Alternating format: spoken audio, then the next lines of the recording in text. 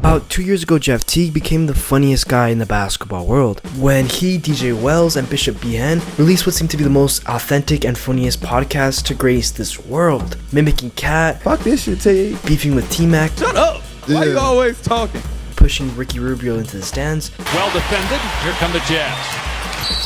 And then Teague. Everyone was saying, man, this guy's funny. However, who really is Jeff Teague and how did he get to, well, all of this? Here come the Jazz. I hate fans, but what the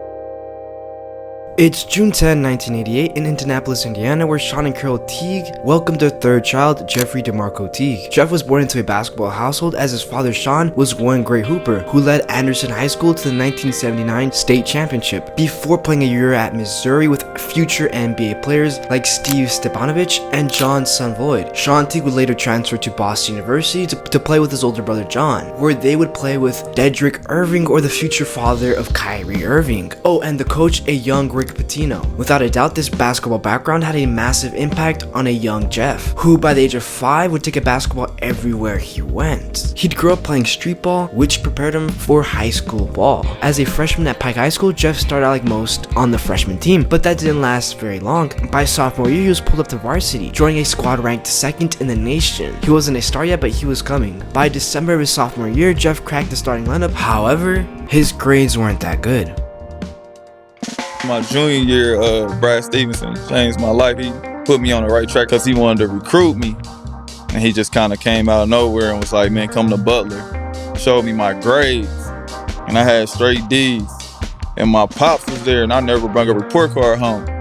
And my pops was just like embarrassed almost. And that kind of just changed my whole trajectory from like hooping and stuff. Jeff got back on track, and by his senior year, he was a problem, averaging 22 points and 4 assists per game. Jeff was balling, and recruiters took notice. Rivals ranked him the 9th best point guard in the country and the 57th overall player in the nation. For a kid who once played in the dark just for fun, this wasn't bad. But as his senior year came to a close, the question loomed: where would this 6'1", well-rounded point guard go next? After weighing his options and talking it through with his father, Jeff made his decision. Division I Wake Forest, a program that has produced legends like Tim Duncan, Chris Paul, Muggsy Bogues, etc. And now it's Jeff's turn. But when Jeff Teague got there, things would go south. My coach died when I got there. Kid Prosser died on our summer workouts. Man. We had a workout, we on the track, we go in, he run around the track, he come in, he passed away. That's who recruited me. I ain't know none of the other coaches. Started practicing and stuff. I tried to leave, go to Purdue. They was like wanted me again, like, yeah, we'll take you now. My mom was like, nah, you can't leave. And I'm like, why? I want to be closer to home. I ain't really like Wake Forest at that time. She's like, nah, you gotta stay. I had a dream.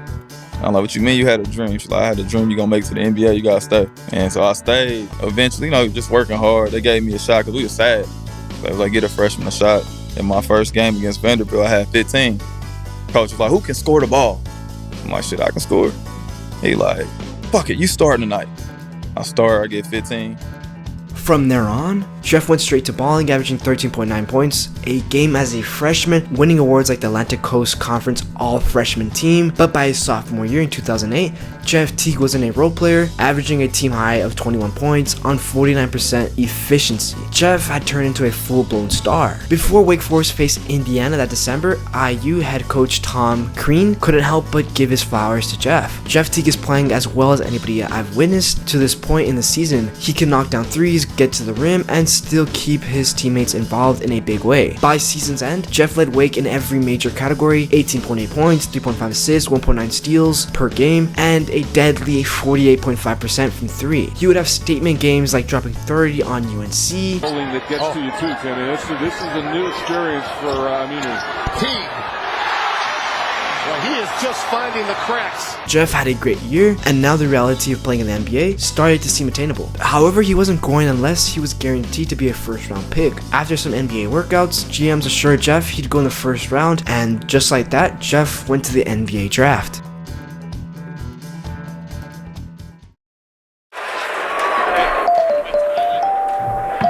With the 19th pick in the 2009 NBA draft, the Atlanta Hawks select Jeff Teague from Wake Forest University.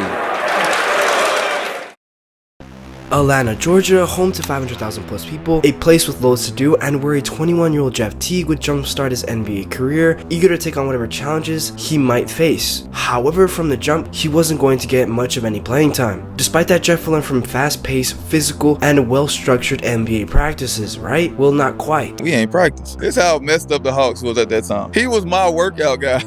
I'm like, what I'm gonna learn from him? He set screens for Iverson. What the fuck? That's all. He would just like, come on, get some shots up, man. Get up out of here. Come at 9 o'clock, bro. Get some shots and you can get home. He's like, you ain't gonna play. You know what I mean? You ain't gonna play. I wasn't even thinking like I need to get better. I was more like, yeah, all right, this the league. I'm making some money though. When the rookie year came to a close, all he done is get by, and now he's on the cusp of his second season, where things were bound to get better, right? Well, yet again, not quite. As the Hawks drafted Jordan Crawford, he ended up getting drafted to the team. And me and him was like, we ain't gonna be the man on the court. Our thing was gonna be the man in the streets. So we went out every single day.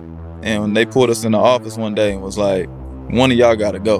We best friends. We arguing with each other like, shit, I'm better than him. So they end up trading Jordan. In return for Jordan Crawford, the Hawks got Damian Wilkins, which was the best thing to happen to Jeff's career, as Damian quickly noticed Jeff's man on the streets motto and quickly put an end to it, while also reassuring Jeff that he would get a shot, in which he did. Round 2, the conference semifinals. Best of 7, the Atlanta Hawks take on the Chicago Bulls, the number 1 seed. Here are the lineups for game number 1. And it'll be second-year point guard Jeff Teague, who did not play much in round number 1, and he'll have the tough assignment of starting out on Derrick Rose. In the corner, Horford gives the Hawks a new possession. Big with the offensive rebounds down the stretch of the last Orlando game. Teague lofts it in. After his first 6 years, did not rely on the long-range basket. Teague fires it up and hits. Teague. With Crawford as a 2 and Joe Johnson moves to the small forward position, there's another turnover for Chicago. And Teague lays it in. Hawks are leading by 4. And here is Teague with a floater. With veteran guard Kirk Heinrich out with an injury, Jeff Teague got his chance and hit the ground running, as you just saw, having himself a great game of 10 points and 5 assists. But he wasn't done there, dropping 21 points in 3 games that series. However, the Hawks would ultimately lose in 6. But on the bright side for Jeff, he wasn't just getting by anymore, he was a proven starter with a promising future. The following season, Jeff started in 60 plus games, a testament to his growth in the league. But jump to the end of the 2014 NBA season, where Jeff had his best year yet, averaging damn near 17, 7-2, making it no surprise when he signed his 4-year extension for $32 million. It's 2015 and the Hawks seem to have figured it out with their brand new head coach Mike Budenholzer, winning game after game after game with a squad of Paul Millsap, Kyle Korver, DeMar Carroll, Al Horford, Jeff Teague, Dennis Schroeder. This team was special, as Paul Millsap was an all-star, Kyle Korver, all-star, DeMar Carroll 15th in the DPOY voting, Al Horford, all-star, Jeff Teague, all-star, Dennis Schroeder 11th in the 6th Man of the Year voting. This team was different, making it no surprise when they finished first in the East with 60 wins. This team seemed destined for the finals, but some guy named LeBron thought otherwise. We had beat the Cavs that year by like, on the average, like 25, 26 every time we played them. We was blowing Bron and them out. And All-Star, he was like, hey, I figured y'all out. And I was like, what? He was like, I ain't never talked to Bron. I'm like, I figured y'all out. So when we got to playoffs, we was super confident, and he figured us out. All he did was put me in a pick and roll. I'm hedging. Eventually, you're going to have to switch. I'll switch. He'll bag me down to the free throw line. They'll send a double. J.R. Smith hit 8 threes first game or something like that. Then Kevin Love, we like, help off Kevin Love. He hit 7 threes. It's like, man, it's over with. Getting swept had the Hawks losing their minds. What can they do? How can they get better? And well,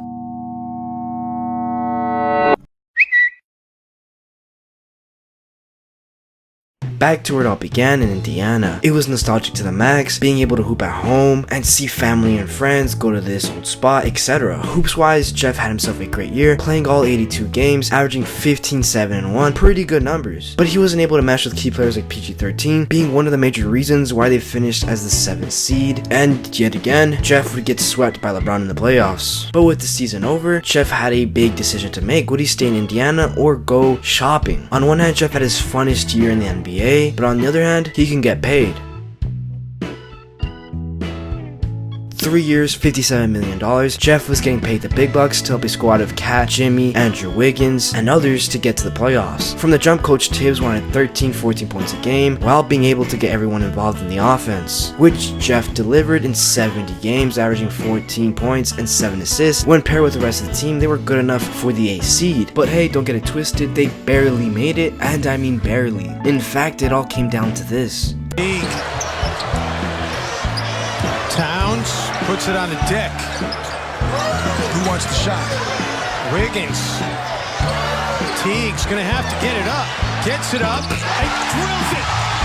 But it wouldn't matter because they played against my Rockets and MVP James Harden, resulting in a gentleman's sweep. The following season, the team, in Jeff's words, would Shit got crazy. Jimmy wanted his money, and soon, as we all know now, it never came, resulting in Jimmy leaving. From there on, things went on a quick decline, prompting the Timberwolves to eventually trade Jeff back to Atlanta mid-season. From this point on, Jeff was being passed around like a blunt, going from Atlanta to Boston to Orlando, where Orlando made Jeff an offer he couldn't resist. Orlando called me like, hey, you can come here, you never gonna play.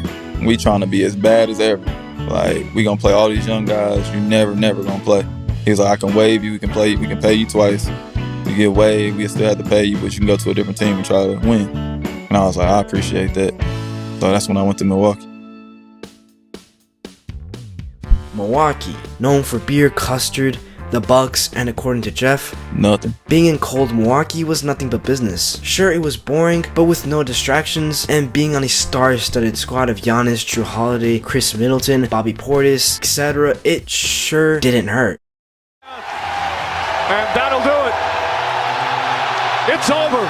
The Bucks have done it. Now Jeff was a champion, but in a bittersweet way, it was also his last season. Jeff decided to retire, closing the book on a career filled with unforgettable teams, teammates, coaches, and moments across Atlanta, Indiana, Boston, Minnesota, and of course, Milwaukee. For the first time in decades, Jeff didn't know what to do. The game that had defined his life was suddenly gone. So in the pursuit of filling this newfound void, Jeff decided to give scouting for the Hawks a shot. But it didn't light that same fire. So now the question returned. What's next?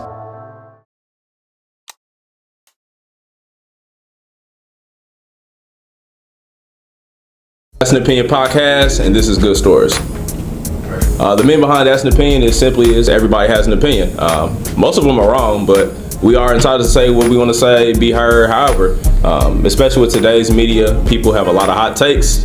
A lot of that should be wrong, but people still want to hear it. You look at all your major channels, ESPN, Fox Sports. A lot of those people say shit that you don't agree with, but we listen to it every single day, so why not give it a shot? That's it. Yeah. Real ass conversations. We don't write shit, because if I did, they wouldn't listen nowhere. Facts. I would fucking script. I think it comes off as more genuine. That's a fact, bro. 6 years ago, That's an Opinion podcast would air, building the foundation of what the 520 podcast would become. But hey, you're probably thinking, where's Jeff? And well, And they already had a good show going. And I was like, man, shit, fuck it, let's just join that. And the reason it's called 520, I had a club in my basement. And we used to have all these crazy parties when I first retired. And we was just there vibing one night, and we was talking about the podcast. He was like, man, let's just call it Club 520. And we was gonna shoot it in the club, and we didn't want it to be a basketball podcast. We wanted to be like, if y'all, nobody gonna ever hear what we first used to talk about. Y'all think we crazy? Man, those first shit. Man, our first episode was about R. Kelly. 2 years ago, the Club 520 podcast hit the ground running. By their third month, they already had 13 videos up and nearly 1,000 subscribers. From the start, the show felt different, with unfiltered stories, locker room banter, and special guests who added to the chaos. The chemistry was undeniable and fans gravitated to it. In just 6 months, they skyrocketed to 100k subscribers, proving there was a real high demand for this raw, barbershop-style sports talk. A year later, they were closing in to 500,000 subs, building not just a podcast, but a community of fans who tuned in for laughs, debates, and behind-the-scenes stories you wouldn't get anywhere else. Today they sit at 700k plus subscribers, and with momentum like this, 1 million is no longer a matter of if, but when. In conclusion, Jeff Teague is a lot of things, from a kid with a dream to a Hall of Fame podcaster. But in the end, he's someone who's left a mark on the court, in the community, and behind the mic.